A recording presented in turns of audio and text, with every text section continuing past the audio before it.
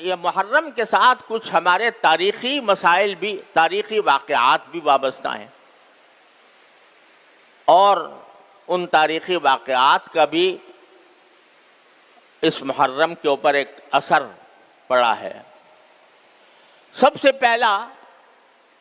تاریخی حادثہ جو محرم کی شروع میں پیش آیا وہ حضرت سیدنا فاروق اعظم رضی اللہ تعالیٰ عنہ کی شہادت کا۔ حضرت فاروق اعظم رضی اللہ تعالیٰ عنہ جو نبی کریم صلی اللہ علیہ وسلم کے دوسرے خلیفہ، وہ خلیفہ جن کے بارے میں آپ نے فرمایا کہ اگر میرے بعد کوئی نبی ہوتا تو عمر ہوتا، جن کے جنت میں آپ نے محل دیکھا اور آ کر بتایا کہ میں نے تمہارا جنت کے اندر محل دیکھا ہے، جن کے بارے میں صراحت یہ فرمائی کہ عمر فی الجنہ، حضرت عمر جنت میں ہیں، ان کی شہادت جو ہے وہ محرم ہی میں ہوئی تھی، محرم کی ابتدا میں، یکم محرم کو۔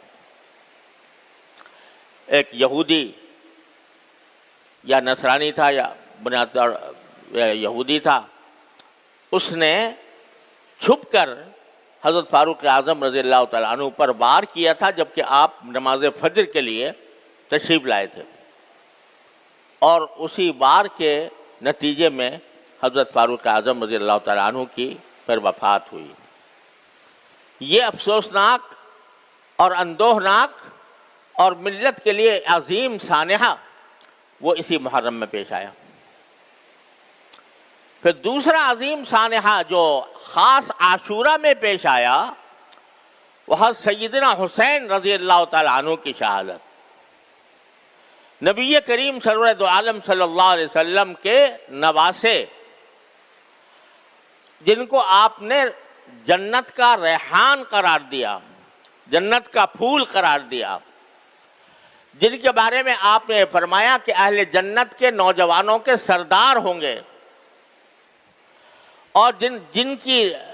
ساتھ آپ نے محبت کرتے ہوئے فرمایا کہ یا اللہ میں ان سے محبت کرتا ہوں، جو ان سے محبت کرے اللہ آپ بھی اس سے محبت کریں،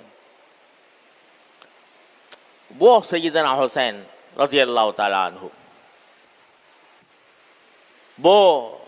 اسی عاشورہ کے دن ظالمانہ طور پر ان کو شہید کیا گیا، وہ شہید مظلوم بنے اسی عاشورہ کے دن، اور اس کی وجہ سے یہ بھی ایک فضیلت ہے حضرت حسین رضی اللہ تعالیٰ عنہ کی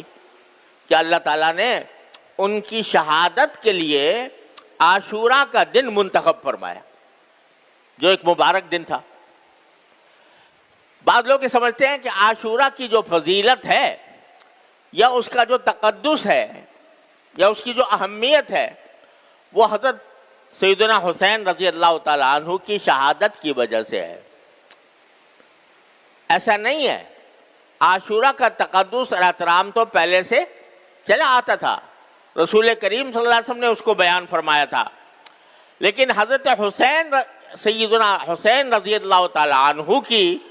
یہ فضیلت ہے، ان کے مناقب میں یہ شمار کرنا چاہیے کہ اللہ تعالیٰ نے ان کی شہادت کے لیے ایک ایسا دن مقرر فرمایا یوم عاشوراء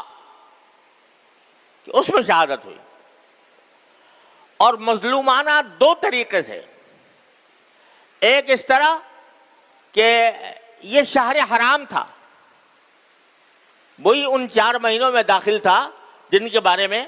میں نے عرض کیا کہ قرآن کریم نے ان 4 مہینوں کو حرام قرار دیا ہے۔ جاہلیت میں لوگ جنگ کرتے کرتے رک جاتے تھے اگر یہ مہینہ آ جاتا تھا، تو اس میں جنگ کی گئی ان کے خلاف شہر حرام میں۔ تو ایک ظلم یہ کہ شہر حرام کے تقدس کو پامال کیا گیا، اور شہر حرام کے تقدس کو پامال کرتے ہوئے ان کے خلاف جنگ کی گئی۔ دوسرا یہ کہ ان کو ظالمانہ طور پر شہید کیا گیا۔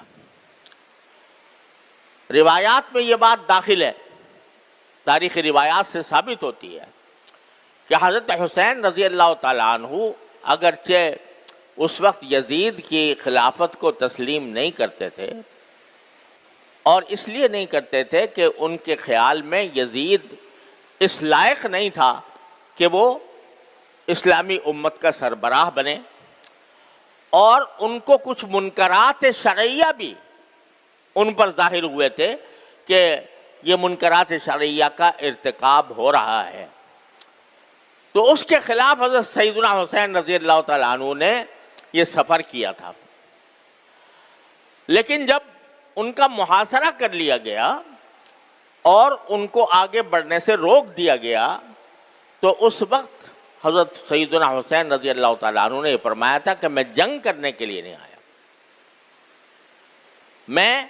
ایک اس بات پر احتجاج کرنے کے لیے آیا ہوں کہ ایک ناجائز حکمران کو حکمران بنا لیا گیا۔ لیکن یہ بھی شریعت کا چونکہ حکم ہے کہ اگر کوئی ناجائز طور پر حکمران بن جائے، اس کا اقتدار قائم ہو جائے، تو پھر اس کو مجبوری کے طور پر قبول کیا جاتا ہے جب تک کہ اس کو ہٹانے کا کوئی طریقہ ممکن نہ ہو۔ تو اس لیے بعض روایات میں یہ آتا ہے کہ انہوں نے یہ پیشکش بھی کی تھی کہ میں خود یزید سے گفتگو کرنے کے لیے تیار ہوں، لیکن اس سب کے باوجود یزید نے جس کو گورنر بنایا ہوا تھا عبید اللہ بن زیاد، وہ حضرت حسین رضی اللہ تعالیٰ عنہ سے بات چیت پر آمادہ نہیں تھا، اور اس نے جنگ ٹھان لی، اور ان اہل بیت کے اس قافلے پر اس نے حملہ کیا۔ نہ صرف حملہ کیا، دریائے فرات جو قریب بہتا تھا، دریائے فرات کا پانی ساری دنیا کو سیراب کرتا تھا، اس کا راستہ بند کر دیا تاکہ ان کو پانی نہ ملے۔ تو یہ ساری ظالمانہ حرکتیں عبید اللہ بن زیاد نے کی، اور پھر یزید نے اس کے اوپر اس کے خلاف کوئی کارروائی بھی نہیں کی۔ اس لیے حضرت حسین رضی اللہ تعالیٰ عنہ کی شہادت مظلومانہ شہادت تھی، ان کے خلاف جو کارروائی تھی وہ ظالمانہ کارروائی تھی، اور اس ظالمانہ کارروائی کی وجہ سے حضرت حسین رضی اللہ تعالیٰ عنہ کی شہادت کا وہ المناک سانحہ پیش آیا جس پر جتنا غم کا اظہار کیا جائے کم ہے۔ یہ حضرت حسین لیکن حضرت حسین کی شہادت ان کی منقبت ہے، ان کی فضیلت ہے کہ اللہ تبارک و تعالیٰ نے ان کے لیے، مرنا تو ہر ایک کو ہوتا ہے، لیکن ایک تو شہادت کی موت عطا فرمائی، اور شہادت کی موت بھی محرم کے عاشورہ میں 10ویں تاریخ کو مقرر فرمائی۔ تو یہ فضیلت ہے حضرت سیدنا حسین رضی اللہ تعالیٰ عنہ۔ لیکن ایک بات اور عرض کر دوں، تاریخ میں یہ مذکور ہے کہ چونکہ حضرت حسین رضی اللہ تعالیٰ عنہ کو کچھ اندازہ ہو گیا تھا کہ یہ لوگ مجھے چھوڑیں گے نہیں، تو اس وقت شہادت سے 1-2 روز پہلے انہوں نے خطبہ دیا،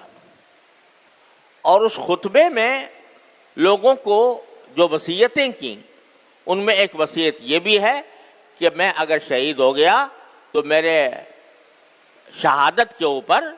تم ماتم نہ کرنا، تم نوحہ نہ کرنا، تم میری شہادت کے اوپر، میرے دنیا سے جانے کے اوپر وہ جاہلیت کے طریقے اختیار نہ کرنا جو جاہلیت میں تھے، اور رسول کریم صلی اللہ علیہ وسلم نے ان کو ممنوع کر دیا تھا۔ جاہلیت میں جب کسی کا انتقال ہوتا تھا تو جتنا بڑا آدمی ہے اسی کے حساب سے اس پر ماتم ہوتا تھا، اس کے گریبان چاک کیے جاتے تھے، اس میں خود سر پر مٹیاں ڈالی جاتی تھیں، اور خدا جانے کیا کیا حرکتیں، اور رو رو کر نوحہ کیا جاتا تھا۔ نوحہ کے معنی ہوتے ہیں کہ رو رو کر شعر پڑھنا، اور رو رو کر مرحوم کے فضائل و مناقب بیان کرنا، یہ نوحہ ہے۔ اور نبی کریم صلی اللہ علیہ وسلم نے جاہلیت کی جن رسموں کو آپ نے مٹایا، ان میں ایک بہت بڑی رسم نوحہ کی آپ نے مٹائی، کہ نوحہ کرنا ناجائز ہے۔ تو یہ خود حضرت حسین رضی اللہ تعالیٰ عنہ خطبے میں یہ فرما رہے، ظاہر ہے کہ نواسے تھے رسول کریم صلی اللہ علیہ وسلم کے، آپ کے جگر گوشے تھے، آپ کی تعلیمات سے کیسے ذرہ برابر وہ انحراف فرما سکتے تھے؟ تو انہوں نے یہ خطبے کے اندر خود یہ وصیتیں فرمائیں۔ افسوس ہے کہ ان کی ساری وصیتوں کو پس پش ڈال کر ایسی رسمیں ایجاد کر لی گئیں کہ جس کے نتیجے میں خود نہ صرف رسول کریم صلی اللہ علیہ وسلم کے ارشادات کی نفی ہوتی ہے، خود حضرت حسین رضی اللہ تعالیٰ عنہ کی وصیت کی نفی ہوتی ہے، اور ایک پورا ایک طوفان برپا ہو جاتا ہے نوحوں کا اور ماتموں کا۔ بہرحال جو لوگ کرتے ہیں وہ جانے، ان کا کام جانے، لیکن مسلمانوں مسلمان اہل سنت ہیں جو نبی کریم صلی اللہ علیہ وسلم کی سنت کے تابع ہیں، جو حضرت حسین رضی اللہ تعالیٰ عنہ کی وصیتوں کے تابع ہیں، ان کو اس قسم کی مجالس میں جہاں یہ نوحہ ہوتا ہو یا جہاں ان کے حضرت حسین کی وصیتوں کے خلاف ورزی کی جاتی ہو، وہاں ایک متبع سنت مسلمان کا کوئی گزر نہیں ہونا چاہیے، وہاں اس کی شرکت نہ ہونی چاہیے، کیونکہ رسول کریم صلی اللہ علیہ وسلم کا ارشاد ہے کہ جو شخص کسی ایک مجلس میں بیٹھتا ہے، کسی بڑی مجلس میں بیٹھتا ہے، چاہے بیٹھا ہی ہو، دیکھنے کے لیے بیٹھا ہو، تو اس کا شمار اسی مجلس کے لوگوں میں ہوگا۔ لہذا جو کر رہے ہیں وہ اپنے اعمال کے خود جواب دہ ہیں، اور ہمیں ان سے تعرض اس لیے نہیں کرنا کہ ہمیں اس کا حکم نہیں دیا گیا۔ یہ بعض لوگ سمجھتے ہیں کہ یہ جو رسول کریم صلی اللہ علیہ وسلم نے فرمایا کہ اگر کوئی منکر دیکھو تو پہلے اس کو اپنے ہاتھ سے روکنے کی کوشش کرو، اگر ہاتھ سے روکنے کی استطاعت نہ ہو تو زبان سے روکو، زبان سے استطاعت نہ ہو تو دل سے اس کو برا سمجھو۔ تو اس کی تفسیر اصل میں یہ ہے کہ جو صاحب اقتدار ہے، جس کو اقتدار حاصل ہے کسی حصے پر، اس کا یہ فرض ہے کہ اگر وہ اپنے زیر اقتدار علاقے میں کوئی منکر دیکھتا ہے تو اس کو ہاتھ سے روکے، قوت سے روکے۔ مثلا ہمارا تھوڑا بہت اقتدار اس مسجد پر ہے، اس مدرسے پر ہے، یہاں اگر ہم کوئی منکر ہوتا ہوا دیکھیں تو ہمارا فرض ہے کہ اس کو قوت سے روکیں، ہاتھ سے روکیں۔ لیکن جو صاحب اقتدار نہیں، وہ اس کے لیے حکم کیا ہے کہ زبان سے اگر ضرورت ہو زبان سے روکو، اگر زبان کی بھی قدرت نہیں ہے تو پھر دل سے اس کو برا سمجھو۔ لہذا جو لوگ یہ رسمیں بجا لا رہے ہیں، نوحے کی، ماتم کی، جلوسوں کی، تعزیوں کی، جو کر رہے ہیں اس کے وہ اعمال کے خود ذمہ دار ہیں۔ ہم اس بات کے مکلف نہیں ہیں کہ ہاتھ سے جا کر ان کو روکیں یا ان سے لڑیں یا ان سے کوئی جنگ مول لیں یا ان کے اوپر حملے کریں یا ان کے ساتھ کوئی اشتعال انگیز کارروائی کریں۔ ہمارا کام یہ ہے کہ اس کو برا سمجھیں، غلط سمجھیں، لیکن پرامن رہیں۔ تو اس طرح یہ ایک اعتدال کا راستہ ہے جو شریعت نے ہمیں بتایا ہے، اسی اعتدال کے راستے پر قائم رہنے کی ضرورت ہے۔ اللہ تبارک و تعالیٰ اپنے فضل و کرم سے، اپنی رحمت سے ہمیں عاشورہ کی فضیلت کا حقدار بھی بنائے، اور اس کی تقدس اور اس کی برکات سے ہماری زندگیوں کو روشن فرمائے۔ وآخر دعوانا ان الحمدللہ رب العالمین۔ بھائی، ہمارے شیخ گرامی حضرت عارف باللہ حضرت ڈاکٹر عبدالحی صاحب عارفی قدس اللہ تعالیٰ سرہ، ہمارے شیخ بھی ہیں، دارالعلوم کے سابق صدر بھی ہیں۔ ان کے 3 صاحبزادے تھے، 2 صاحبزادگان کا پہلے انتقال ہو چکا ہے، تیسرے صاحبزادے عرصہ دراز سے صاحب فراش تھے۔ گزشتہ رات 9 محرم کی شب میں ان کی بھی وفات ہو گئی ہے، اور انشاءاللہ نماز جمعہ کے فوراً بعد ان کی نماز جنازہ ادا کی جائے گی۔ آپ سب حضرات سے ان کے لیے دعائے مغفرت کی بھی درخواست ہے اور حسب مقدور ایصال ثواب کی بھی درخواست ہے۔ جناب شوکت صاحب جو ہمارے جامعہ کے شعبہ IT کے کارکن ہیں، جناب شوکت صاحب، ان کے خاندان کے 6 افراد روڈ حادثے میں انتقال ہو گئے، ان کے لیے بھی دعائے مغفرت کی درخواست ہے۔ انا للہ و انا الیہ راجعون۔ اللہ تعالیٰ ان کی مغفرت فرمائے، درجات بلند فرمائے۔ اللہ تعالیٰ